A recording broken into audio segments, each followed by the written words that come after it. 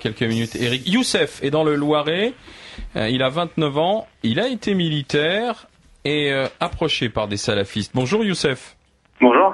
Bonjour. Donc en fait, vous êtes assez proche de ce que peut vivre ou ce qu'a pu vivre justement le suspect numéro 1, le tueur au scooter de Toulouse. Youssef, expliquez-nous comment ça s'est passé, vous en tant que militaire, et cette approche par des mouvements radicaux alors.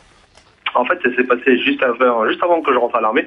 J'avais deux choix. J'étais pas terrible en cours. Puis en plus de ça, je traînais avec une bande de copains.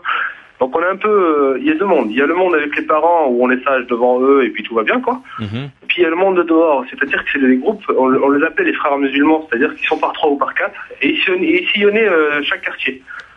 Donc le côté un peu racaille du quartier, parce qu'on était un petit peu ça. C'était un peu ça.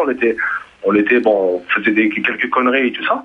Donc ils s'approchaient de nous, mais en fait on connaissait pas vraiment la religion. C'est-à-dire qu'on pratiquait le ramadan, on faisait la prière à la mosquée, on lisait les versets du Coran, sans comprendre en fait notre religion en fait. Et ce qui s'est passé, c'est que ils ont joué de notre faiblesse, c'est-à-dire que l'ignorance. C'est-à-dire qu'on est totalement ignorant de ce qu'est réellement l'islam, quoi. Donc après, entre-temps, j'ai passé des concours pour entrer à l'armée.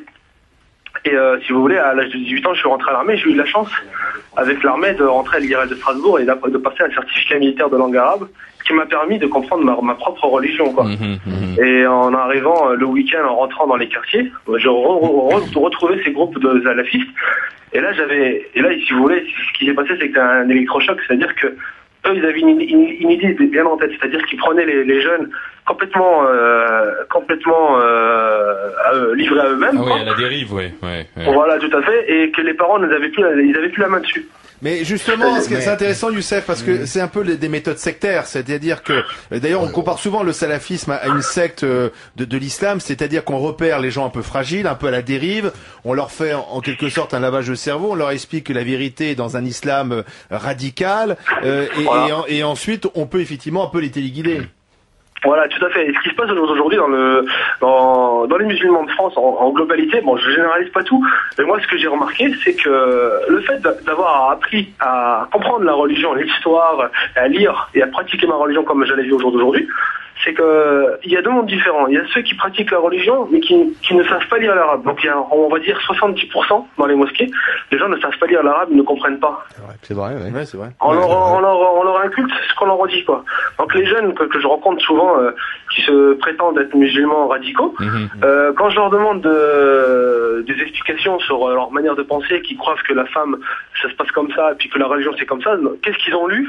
Ou on m'a inculqué que c'était comme ça. Ah, mais est-ce que tu l'as lu? Non. Bah, vous voyez, c'est ce qui se passe en fait. Ouais. Et donc ils sont manipulés. C'est bien pour ça. Voilà. Youssef, moi, je voudrais une interprétation du Coran pas possible parce qu'en fin de compte, personne ne sait rien. Ouais. Youssef, aujourd'hui, vous êtes conducteur de tram, je crois.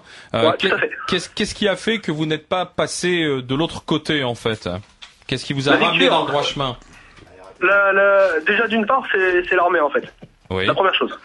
En fait, l'armée vous réinculque un peu le savoir-faire, le savoir-vivre et vivre avec les autres, en fait. Ce qui nous manquait un petit peu, quoi. C'est pour ça que je regrette qu'on ait retiré un petit peu le service militaire. On peut dire ce qu'on veut, le service militaire. Voilà, mais vous ressortez un homme, quoi. Vous êtes indépendant, vous faites le ménage, vous apprenez à faire à manger, vous acceptez l'autre, vous partagez avec les autres. C'est plein de choses qui fait que on sort de l'armée, on ressort on ressort en homme, quoi. C'est vrai que l'armée d'ailleurs accueille beaucoup de jeunes de quartiers difficiles je me souviens d'ailleurs Marine Le Pen avait le Front National avait dénoncé en 2007, mais en même temps on voit bien que ça permet de récupérer des gens peut-être un peu à la dérive et de les intégrer dans la société. Youssef, merci d'avoir témoigné. Youssef, merci, bonne journée. Merci, Youssef, bon à bientôt. Merci d'avoir été avec nous.